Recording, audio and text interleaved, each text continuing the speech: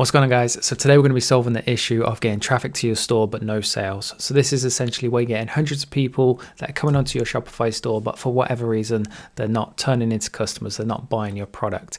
Have to say it's probably one of the most popular problems that people have, but fortunately it's a relatively easy problem to diagnose and a relatively easy issue to fix as well. So my plan is in this video to take you through the sorts of things that you can do to help identify the problem, more importantly show you how to fix it, and with any luck then you'll be able to turn things around and turn your business profitable, turn your ads profitable.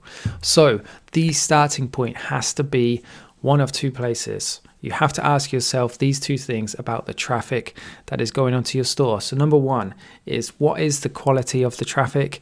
And number two, how much traffic are you getting to your store? Starting with the latter then is how much traffic. If you've got 10 visitors to your store and you're complaining about not having any customers yet, you haven't had enough people to your store. My recommendation would be get to a minimum of 500 people that have been to your store. And if you still haven't seen a single purchase, then at that point something significantly is wrong. You need to pause your ads, find out what the problem is. Hopefully I'll show you in this video. Make some changes before you then go back to switching those ads on. The reason why you need to try and get a significant amount of people onto your store first is because then you've ran an adequate test. So a metaphor, an example to use would be if you were to go to an expo.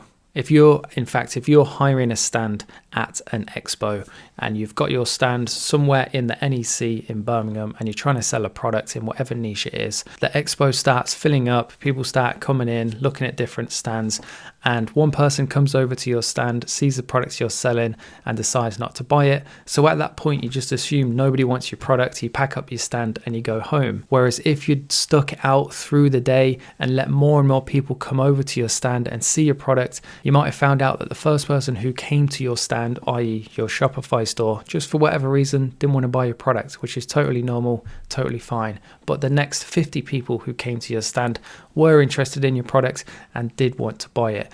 The more people you can get onto your Shopify store, the more accurate of a test it will be. And only at that point can you make an informed and accurate judgment of whether people are actually interested and want to buy your product or not. So this is why it's really important that you try and wait until you get to that point of about 500 visitors been and gone to your Shopify store. For those people who are running their business on a budget and they can't afford to test all the way up to 500 people, as a very minimum, I would say try and get to at least 100.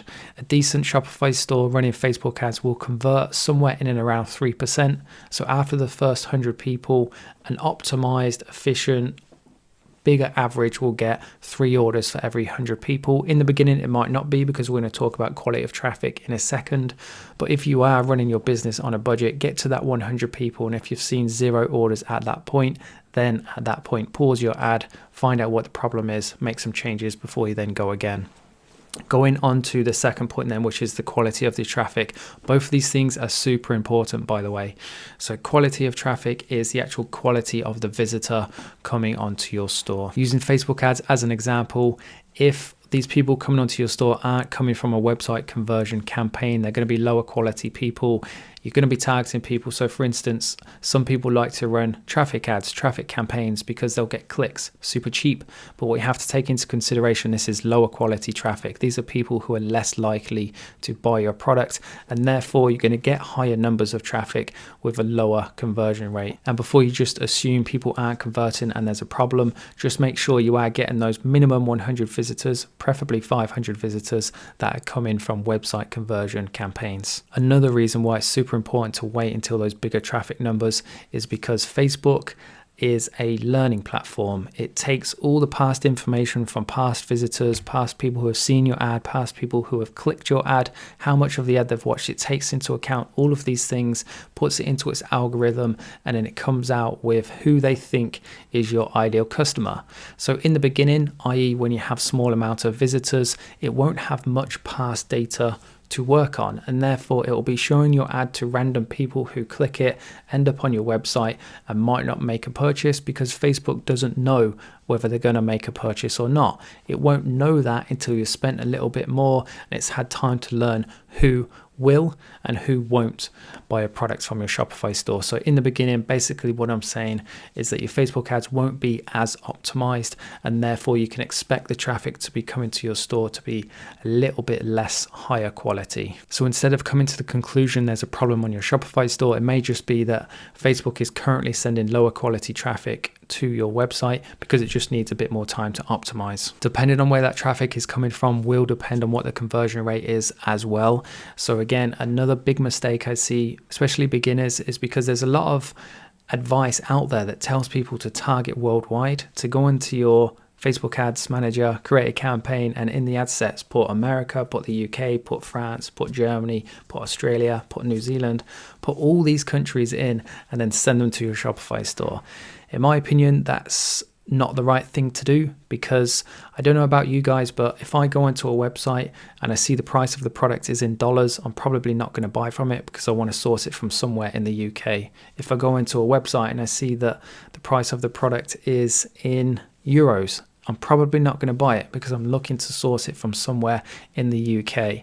So if you have a business on Shopify that's selling in Great British pounds and you're targeting America, you're targeting Canada, you're targeting France, Germany, all of these places that don't buy things in Great British pounds, they're not going to buy your product, they're not going to convert, and therefore you're going to have that issue of getting people onto your store and they're just not turning into customers. So as a beginner, my recommendation would be to stick to the local country in which you're selling. Sell to people in their local currency. You can be in the UK and sell anywhere in the world. Just make sure that people can shop and pay in their local currency, because that's how most people feel comfortable doing so. Now, if you're confident you pass both of these tests, so I suppose you could think of them like tests, like number one, have you had over 100 visitors as a very, very, very minimum, preferably 200, if not 500, if that's a yes. And number two, is it high quality traffic? So is that coming from campaigns that have had significant ad spend in your ads manager?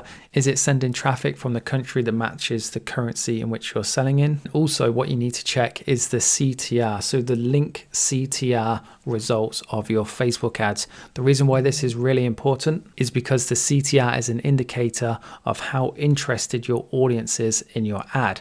So Facebook can be a bit of a sod sometimes in that it won't necessarily always give you the best traffic. It will just give you the cheapest traffic so that the data looks good and you continue to spend money on it. But what you need to do is you need to go into your breakdowns, you need to look at the placements, you need to look at the platforms, you need to look at the age ranges, you need to look at the genders, which I think I've already mentioned, and then you need to see which one has the highest CTR, i.e. the segments which have the highest interest in your ad, and that's where you need to focus your money on as well, because it might just be a case that Facebook is spending all of your money on 18 to 25 year olds because it's super cheap, but they might not want to buy your product if your product is aimed at somebody who is supposed to be a grandparent. So what you can actually do at this point is edit your ads, focus all of your ad spend onto 50 plus if you haven't done so already, and in turn this is going to increase the quality of your traffic, which should in turn increase the conversion rate of your Shopify store. So after all of that, if you're still confident you've got high quality traffic and you've had a significant amount of it and it's still not converting,